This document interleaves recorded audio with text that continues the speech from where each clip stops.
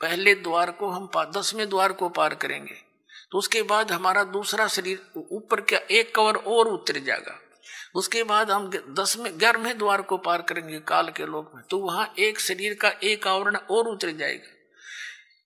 उस नीचे वाले में दूसरे मंत्र की चार्जिंग रहेगी।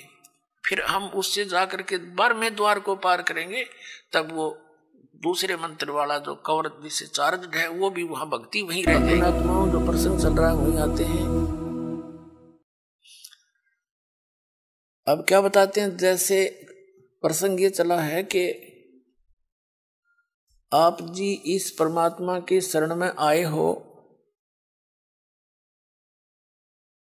और आप कुछ धर्म पुण्य भी करते हो, क्योंकि हर तरह से ज्ञान दिया जाता है। और आप ये सोचते हो कि भी कई बार ऐसा सोच लेते हैं कि मैंने जो है ना नाम लिए भी इतने दिन हो गए, सतनाम भी मिल गया, पाठ भी करा दिया, ज्योति भी चढ़ा दी, और फिर भी कोई ना कोई आंट अडांस, यानी कोई ठीक होगी एकादीत हमारे कर्म की कोई इनको बनी ही रहती है, इतने पाप हमारे इकट्ठे। तो वो ये सोचे, कई तो ऐसे पता लगा जो अब तो इतना ध्यान नहीं रहता दास को, क्योंकि संगत ज्यादा होगी, भगवान के बच्चे बहुत हो गए। पहले 100-200 भगत थे शुरू में, और उनको इतने सुख दिए परमात्मा ने, अपने मुंह से बताया करते, उनकी जीभ का जुबान का थूक सूख जाता था सुख बताते बताते। और फिर वो आना ही छोड़ जाते, उनसे पूछा करता अन्य से वो नहीं आए क्या हुआ।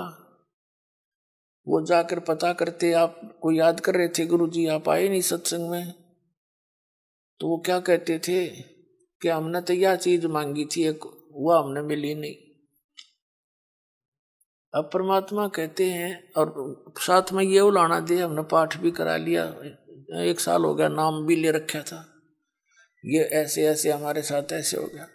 तो उनको फिर भगत समझाया करते थे कि आपको ये सुख भी हुए थे। कहा ये तो हुए थे पर यूं तो ना होया, और तो हुए थे पर एक ना होया। अब कहने का भाव ये पुण्यात्माओं, ये भी ज्ञान की कमी के कारण मार खा जी। तो दास की चेष्टा ये रहती है कि आपको अध्यात्म ये संपूर्ण ज्ञान करवाऊं, और संपूर्ण ज्ञान होए बिना आप भक्ति नहीं कर सकते। कबीर साहब कहते हैं ज्ञान संपूर्ण होया नहीं और अर्धा नहीं छदाया, छदावे और देखा देखी भक्ति का यो रंग नहीं चढ़ ठहरावे। तो जब तक आपके हृदय में जख्म नहीं हो जाएगा कि स्थान के अतिरिक्त कितने ठिकाना नहीं है, और इस भक्ति इस भगवान ऐसा भगवान नहीं, ऐसा ज्ञान नहीं, और यहाँ भी कोई थोड़ी बहुत ठूठा है तो यह होने दे फिर इसने। इसका कारण क्या है कि जैसे इस तरह के अनजान व्यक्ति कह ही देते हैं, ये भी कर दिया जी, ऐसा हो गया जी, ऐसा नहीं हुआ मुझे। तो सुख एक विचार करने की बात है। सर्दी के अंदर, सर्दियों के अंदर आप दिसंबर जनवरी के महीने में आपने स्वेटर पहन रखी है, जर्सी पहन रखी है, और फिर भी सर्दी लग रही है आपको, तो उसका क्या विकल्प है? क्या समझदार व्यक्ति होगा, क्या वो उस जर्सी ने भी उतार कर धर देगा? अगर मुझे ठंड भी लग रही है, मैंने जर्सी भी पहन रखी है।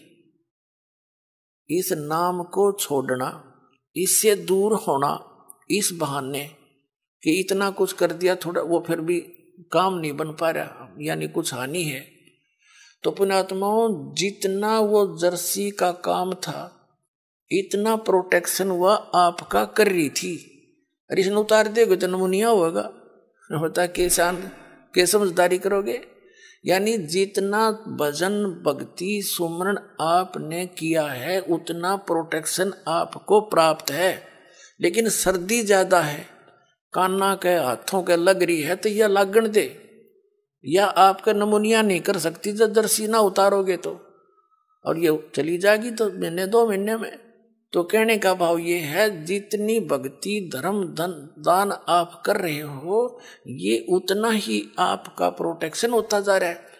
और थोड़ी बहुत सर्दी यानी पाप कर्मों की सर्दी घनी है आपकी, और थोड़ी बहुत की तो कान कून का लगा है तो लागण दे इसने, इससे बचाव बहुत है। जब दर्शी तार दी तो नमूनिया होगा, मरेगा जल्दी, काम बनेगा।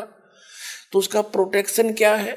मान लीजिए जर्सी से भी सर्दी लग रही है तो कंबल ओढ़ ले, और यानी प्रोटेक्शन है बढ़ा इसका। यानी धर्म करते करते, भजन करते करते भी आपके ऊपर कुछ ऐसी वस्तु फिर भी थोड़ी बहुत लगती है आपको सर्दी कर्मा की, तो उसका प्रोटेक्शन कर, भक्ति है बढ़ा, धर्म बढ़ा। और द्वार धनी के पड़ा रहे, धक्के धनी के खावे, 100 काल जग जोली पर द्वार छोड़ नहीं दो।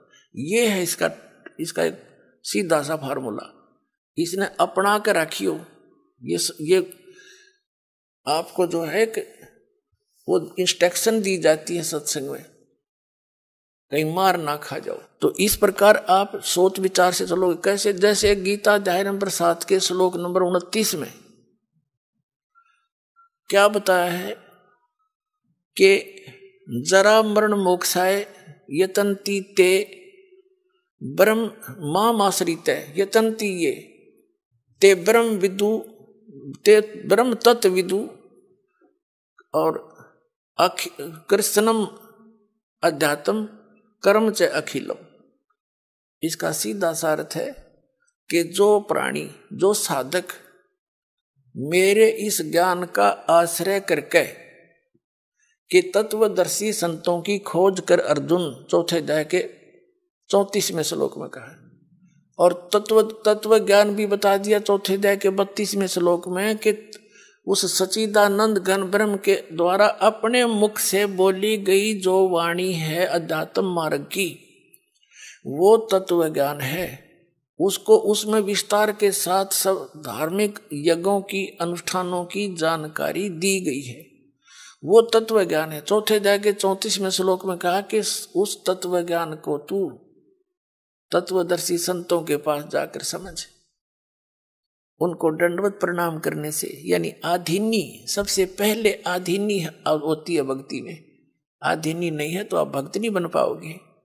जैसे लड़का, जैसे कोई बच्चा मिलिट्री में भर्ती हो गया तो वहां पर उसको सारे गुर सिखाए जाएंगे युद्ध करने के, आपत्ति में कैसे अपना बचाव करना है, उसके सारे पिट्ठू पैठू लगा के उनकी रिहर्सल कराई जाती है और लंबे पेट पलनियां चलाई जाती हैं कोणियों के ऊपर काफी दूर तक, ताकि संघर्ष करने के योग्य हो जा।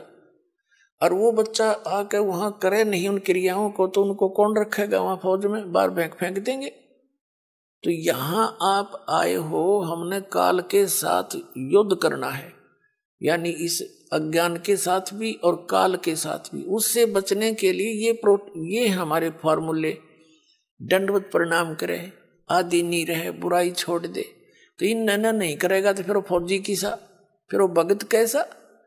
तो आप जी को यहाँ रिहर्सल कराई जाती है। जब आप सतलोक जाओगे ना, यह काम आओगे आपके। अब आज जैसा भाव आपका इस दास के प्रति है, आपके शरीर छोड़ने के बाद भी वैसा ही रहेगा। स्वभाव तो अंतःकर सूक्ष्म शरीर में होता है।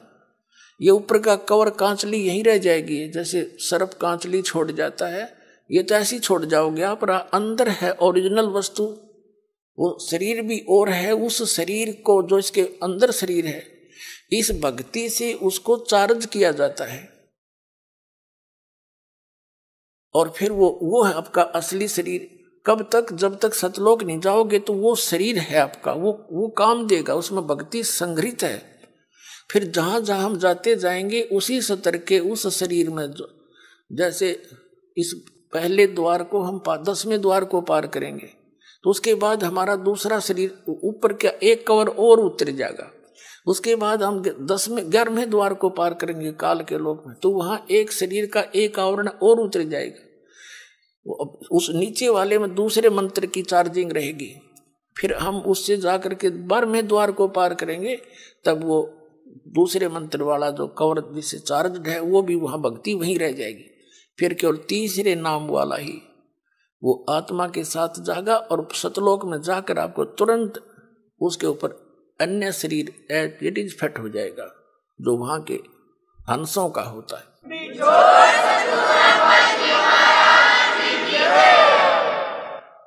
तो यहां क्या बताया है परमात्मा पाने के लिए हमने फार्मूले जो गुरु बता रखे भगवान ने उनको अपना के चलना पड़ेगा। तो क्या बताते हैं कि कहे कबीर तुम चरण चित राखो जो सुई में डोरा रे। तो गुरु जी के प्रति आपकी धारणा ऐसे अभेद अटूट हो जानी चाहिए, आपकी श्रद्धा।